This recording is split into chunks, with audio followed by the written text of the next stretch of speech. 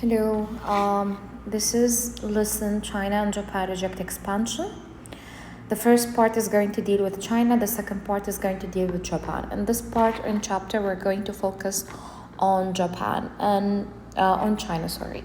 And when we're speaking about China, we're speaking about two dynasties, the Ming and the Qing dynasty. Each dynasty had its own leaders, rulers, and own system. So I will go back to this part later on, but first let me speak about the rise of the Ming dynasty. So first we have Hongwu. Hongwu was a peasant son. He commanded the rebel army that drove the Mongols out of China. So before China was a China and the Ming dynasty started, before that the Mongols were in control of that territory and country. But then Hongwu came and kicked them out. And what happened is that year, he became the first Ming emperor. Hongwu continued to rule.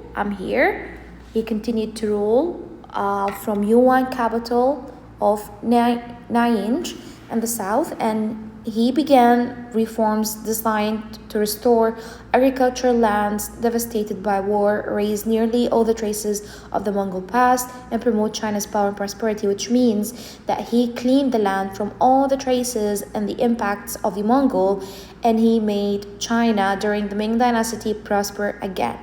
Hongwu actually went through multiple stages during his rule of China. So first, he cleared the traces of the Mongol past, he brought power, prosperity to China, and then he focused on the agricultural reforms. He increased the production of rice and he improved irrigation. He also encouraged fish farming and growing commercial crops such as cotton and sugarcane, which mean they were prosperous, they had plenty of resources for them to use and to trade, which mean they are the original ones who produce things, which mean they're going to be very rich and prosperous, right? So Hongwu, what happened is that he used respected traditions and institutions to bring stability to China. For example, he encouraged the return of Confucian moral standards. So he wanted the belief system and the system going on for the social structure to follow Confucianism. Confucianism, girls, is a spiritual system based on the teachings of Confucius, which is that focuses on social harmony, virtuous living, respecting the elders, and most important, self-cultivation, which means they have to farm themselves and then do the harvest and then have their own resources and not take it from anyone else. This is their own belief system. So let us go back. So what happened is that he improved imperial administration by restoring the merit-based civil service examination system. So like people who wanted to work for the government, they have to go through specific examinations that's going to qualify them for becoming officials and leaders in the Ming dynasty and the government. But later in his rule, when problems developed, Hongwu started to go crazy. He became ruthless tyrant and suspecting plots against his rule everywhere, and basically he just became paranoid. And then what happened is that he conducted purges of government, killing thousands of officials. And then after Hongwu was the first emperor, remember this, he was the first emperor, okay? His son came, and his son name is Yongle. Yongle himself had a different way of thinking. Let's say he's more open-minded. Meanwhile, the father wanted everything to be self-cultivation, Confucianism, being conservative and all of that, Yongle wasn't open-minded. So after Hongwu's death, the power came to his son Yongle. Yongle became victorious. He continued many of his father's policies, although he moved the royal court to Beijing, from Nanjing to Beijing. So that's one of the first changes. And then he actually built something called the Forbidden City. Now, what is the Forbidden City? Let us see. When Yongle moved the Chinese capital to Beijing, he ordered the building of a great palace complex symbolizing his power and might. The complex became known as the Forbidden City because, this is important, Commoners and foreigners, and by foreigners we mean the Europeans who've been like conquering everyone, traveling everywhere, and not minding their business, they were not allowed to enter. Okay, that's why Yongle built the Forbidden City. So afterwards, Yongle had far-ranging curiosity about the outside world. So he was curious, but he didn't allow people to come in. He was so smart.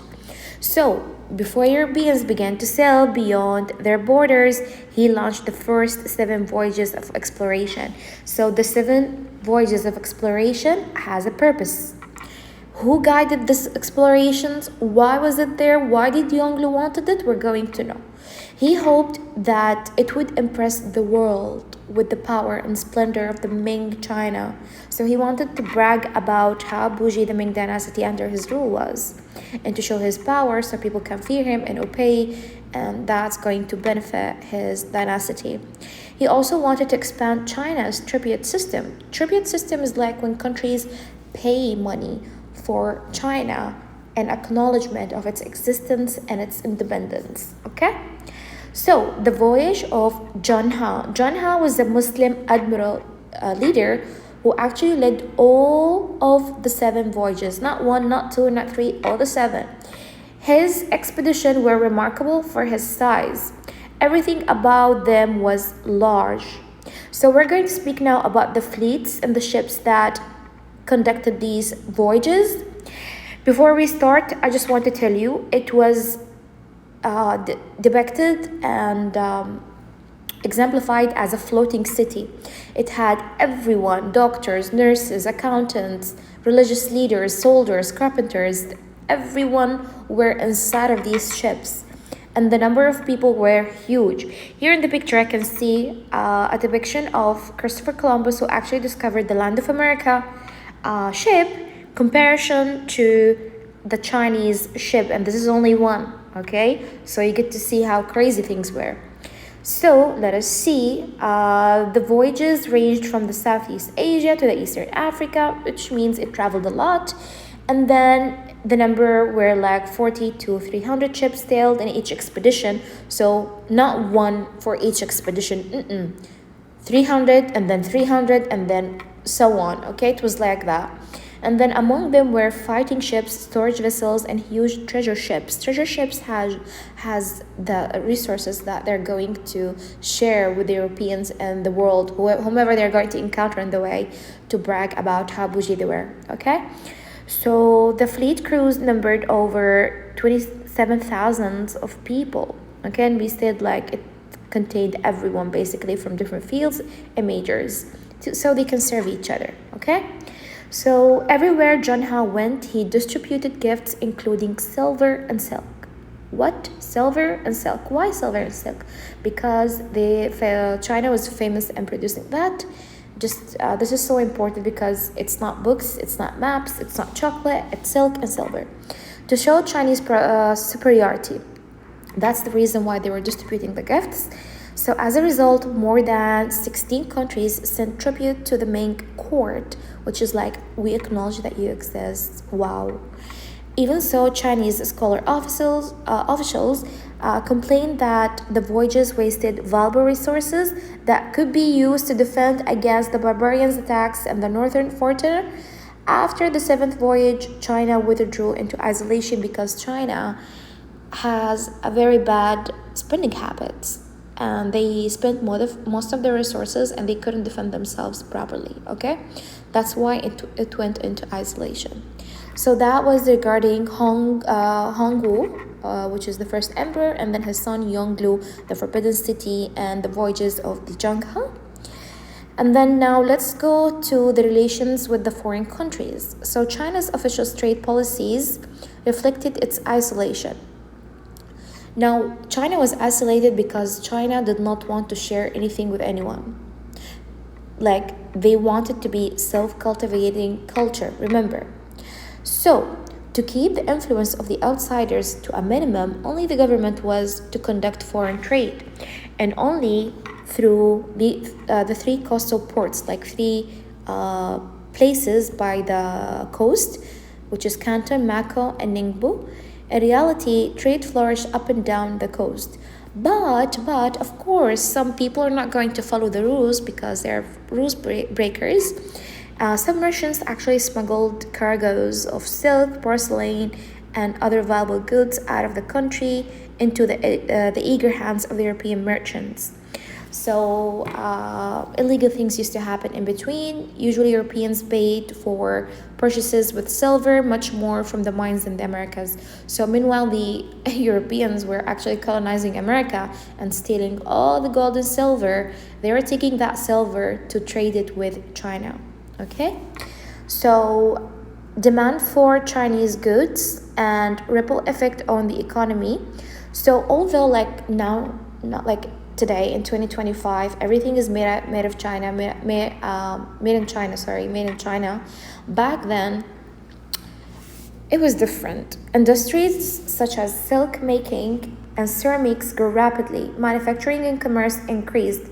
Everything actually was going so well, but and three red lines under but. China did not become highly industrialized for two reasons. Like it didn't become a country that only produces things to sell it in the world, like how it is right now. Do you see right now China? China is so industrialized. Everything is made in China. Back then, it refused to be like that. And at the beginning, during the Ming Dynasty, why? Because, okay, they had their own Confucian beliefs. Confucian beliefs, which means they are going to keep everything to themselves. And then also the second reason in a shortcut, which is they preferred agriculture and they favored it. And remember, in the social classes, the farmers were on top to the merchants who were in the lower classes, because agriculture is so important. It's favored. It's how you're going to feed people.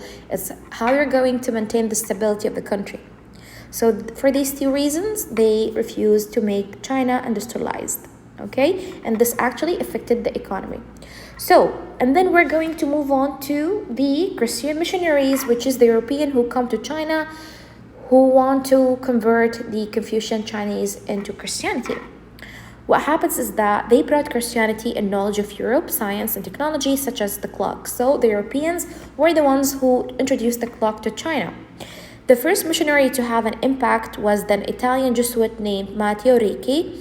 He gained special favor at the Ming court, although his intelligence and fluency in Chinese.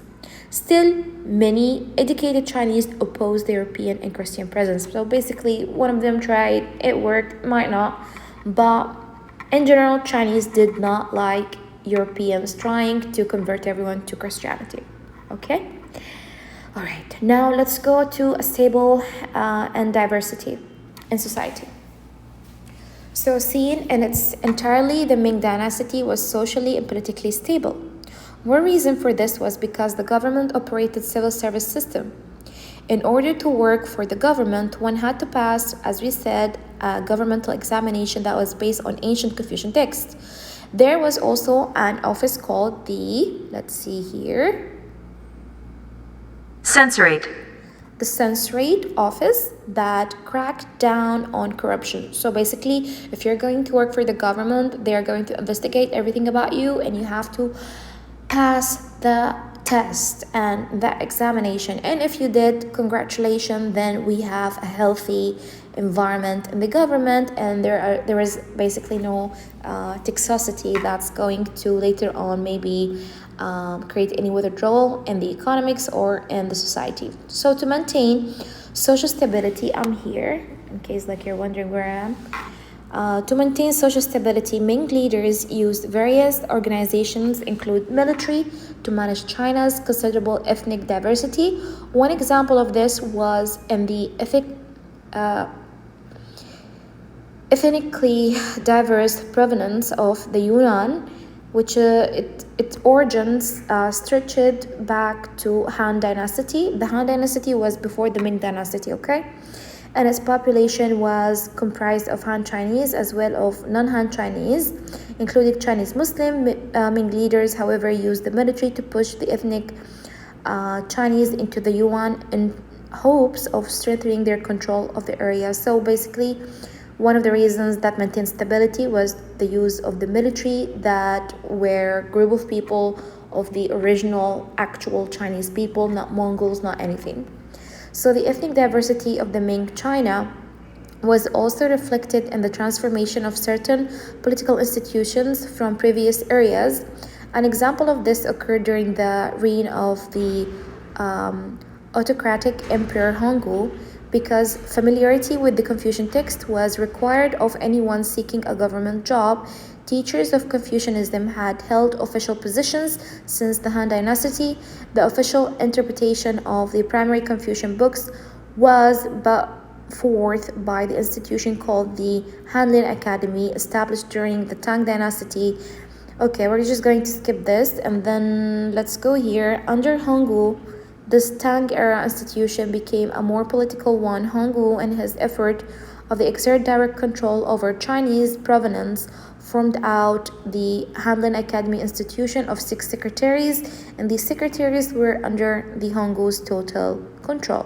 So basically, it just tells you that one reason for the stability is the diversity that happened during the Ming Dynasty, so, whether it's socially or politically or using the military or using the governmental test to ensure that there is no corruption at all. Okay, so China during the Ming Dynasty was home to many different religions, including Buddhism, Confucianism, Taoism, and even Christianity, which was promoted by missionaries from Europe. So they were not strict like to one religion. No, it had, and they allowed actually the diversity. So during the Ming era, religion, and particularly Buddhism, Confucianism, and Taoism flourished. New places of worship such as temples were built, and monks taught and wrote about religious ideas. Ming politics and society reflected the dynasty religious diversity. For example, for certain Taoist priests were ordered by officials to perform rituals at the imperial court, as well as for common people in Chinese society. Taoist priests also composed officials' hymns, and at the request of the emperor, Jesuit missionaries arriving from Europe blended into the Chinese society and served as musicians. So each group from each religion had a task to do in society. That's why it was very colorful, diverse, and different, and actually promised stability. So Buddhist monks were also officially sanctioned to perform rituals for common people, and many Buddhist and Taoist sects or religious groups were supported and merged with the Confucian ideals. So Confucianism does not actually cancel other religions. Like, it's very tolerant with everyone because it's a spiritual belief system. Okay, so now after we are done with the Ming Dynasty, now let's go to the dynasty that came afterwards, which is the Qin Dynasty. So if I have a dynasty and then another one comes after it, it means there is a breakthrough, right? So by the 60th century, like 300 years later, the Ming had ruled for more than 100 years, and the dynasty was weakening. Its problem grew: ineffective rulers, corrupt officials, and government that was out of money. They were out of money because of what? Remember the voyages and the expeditions where they used to brag about how rich they were, right? Higher taxes and bad harvest pushed millions of peasants towards starvation. Now, that's why at the beginning, remember, in the Hongwu, the first emperor, the agriculture was so important. But afterwards, after they became so involved with the business and with the trading, they forgot, and people started to what? Starve. So civil strife and rebellion followed because people didn't find food and everyone was going corrupt and not following the rules. So the northeast of the Great Wall lay Manchuria. So let's go to this point again that I'm just going to explain briefly. Hopefully it's going to open here. China became dominant power in Asia under the Ming Dynasty. Okay. And then in recognition of China's power, Korea paid a tribute, a payment that one country paid to another to acknowledge its submission. China expected Europeans to do the same, and the Ming rulers were not going to allow outsiders from distant lands to threaten the peace and the prosperity of the Ming dynasty. So the Ming dynasty was very prosperous at the beginning, and of course it started by kicking the Mongols' rule. Here we have the Great Wall of China, okay, that we can see here. This is the Great Wall. Next to the Great Wall, let's say there, okay, there is Manchuria.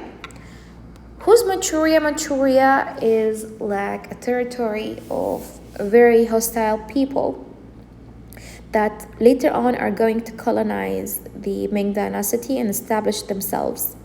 So the people of that region invaded China and the Ming dynasty collapsed. The Manchus seized Beijing and their leader became China's new emperor. As the Mongols had done in the 13th century, the Manchus took the Chinese name for their dynasty, the Qing dynasty. They would rule from then 260 years and expand China's borders to include Taiwan, Chinese Central Asia, Mongolia, and Tibet. So the Qing dynasty was very huge comparing to what China is sized today. So China under the Qing dynasty, many Chinese, I'm here, hold on. Okay, many Chinese resisted rule by the non-Chinese Manchus. Remember, the Manchus were not Chinese. They're a group of people who live in the land of Manchuria. So when Chinese knew that non-Chinese are going to rule them, they resisted so hard. So what happened is that rebellions flared up periodically for decades. The Manchus, however, slowly earned the people's respect and trust. How did they did that? Okay, let's see. First, they upheld China's traditional Confucian beliefs and social structure. So they did not impose their own belief system. They followed the same religious system. And then afterwards, they made the country foreigners safe and restored China's prosperity. Remember, people were starving by the end of the Ming dynasty. They went back to the agriculture and they brought prosperity again. And this is how people started to trust them and see that they're actually good leaders. Two powerful Manchus rulers contributed greatly to the acceptance of the new dynasty. The first emperor of the Qing dynasty was Kangxi. Kangxi became an emperor in 1661. He ruled for 60 years. He did a couple of achievements. This is Kangxi, okay? So his first achievement is that, hold on, where is the line? He reduced the government expenses and lowered the taxes, which means people could keep some money to feed themselves. A scholar and patron of arts, Kangxi gained the support of intellectuals by offering them government positions. And of course, when he is going to allow the artistic, creative, intellectual people to rule the government, it means what? It means that they're going to rule it very well and the country is going to prosper again. So he enjoyed the company of the Jesuit at court. They told him about the developments in science, medicines, and mathematics in Europe. So Kangxi was very open-minded to Europeans. He kept an open ears. And then what happened is that under his grandson, Qianlong, who ruled from 1735, which is his son came afterwards, to 1795, China reached its greatest size and prosperity. And an industrious emperor like his grandfather, Qianlong often rose at dawn to work on the empire's problems. He was a hard worker, and these included armed nomad on its borders and the expanding presence of European missionaries and merchants in China. So this guy, the last grandson, he was very open-minded, and he just allowed Europeans to come in. Okay, now let's see what happened during the Manchus and the continuation of the Chinese isolation. So, to the Chinese, their country called Middle Kingdom had been a cultural center of the universe for 2,000 years. China was very popular. Everyone wanted a piece of China, okay, even like before the dynasties even rose, okay? So, if foreign states wished to trade with China, they would have to follow the Chinese rules. These rules included trading only at special ports and paying tribute.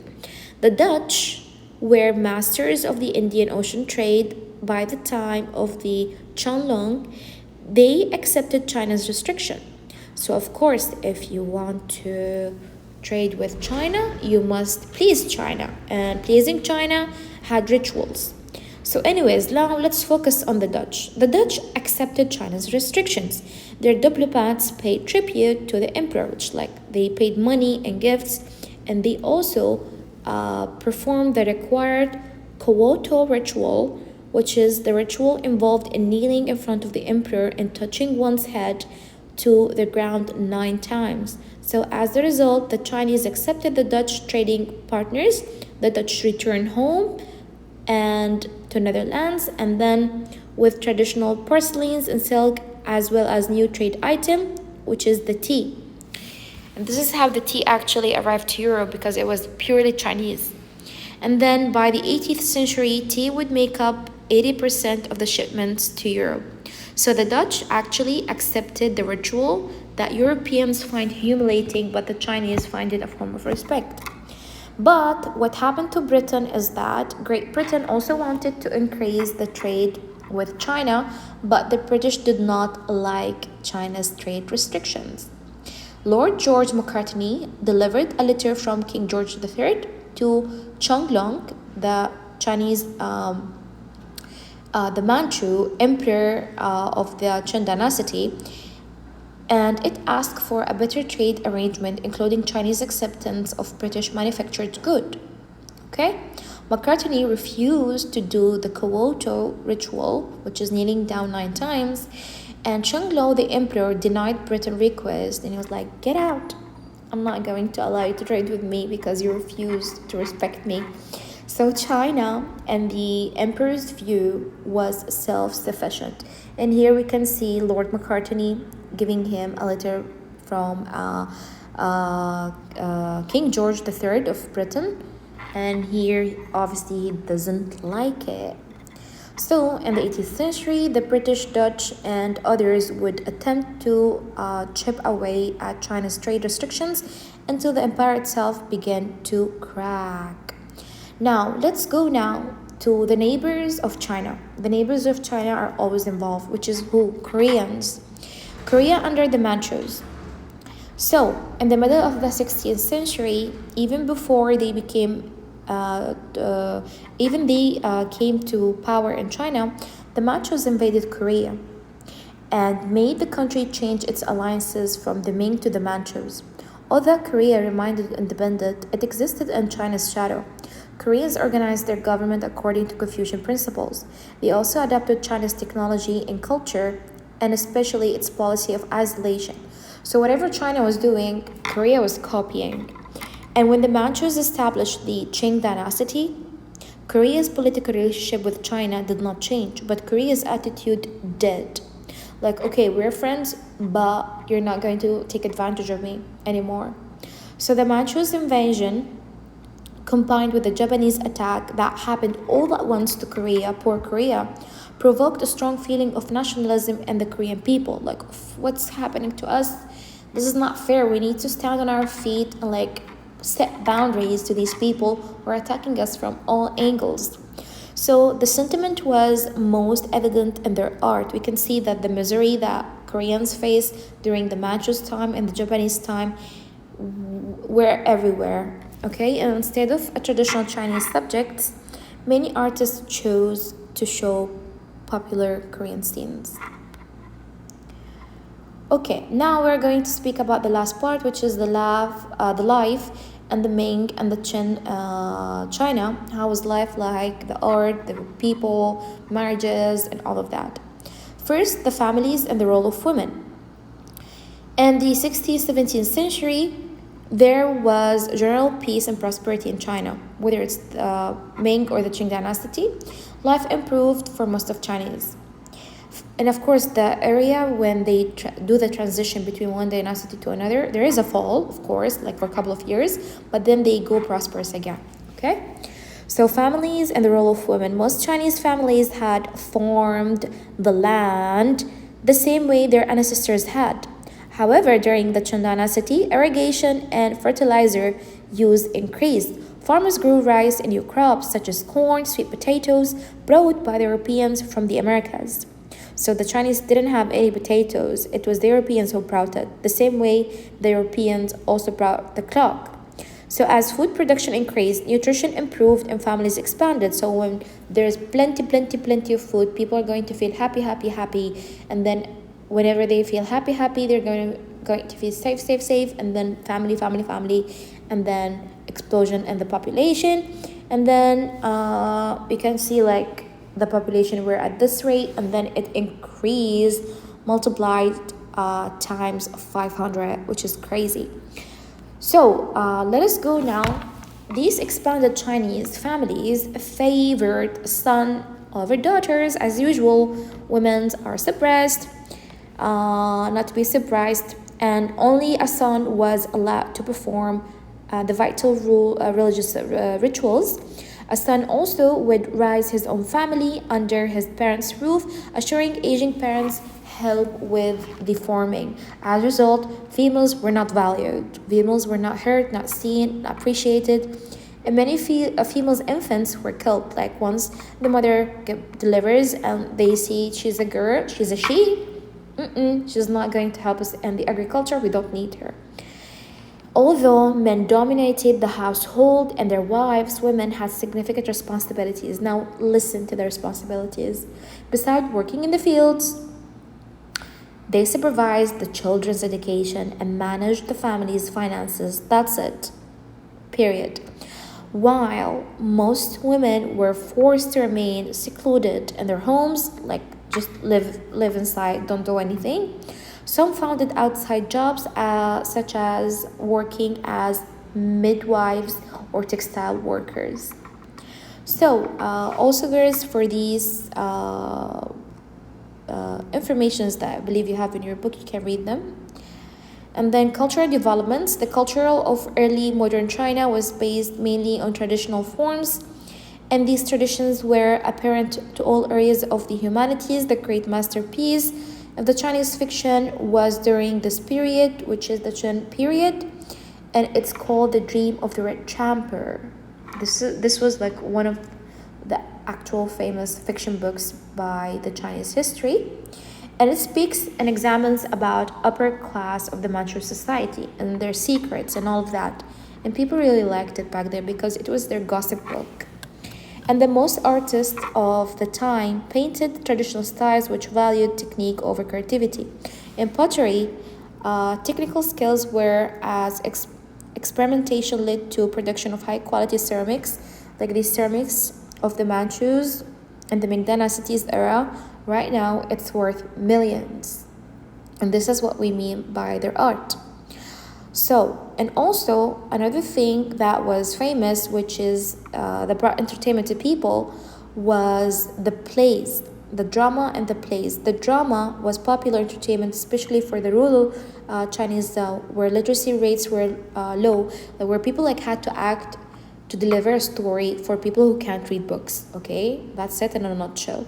And then plays that was presented in Chinese history and cultural heroes entertained and helped unify Chinese society by creating a national culture. It's like when everyone have that one low-key meme that they all can relate to, the same thing here with their plays that created a sense of unity.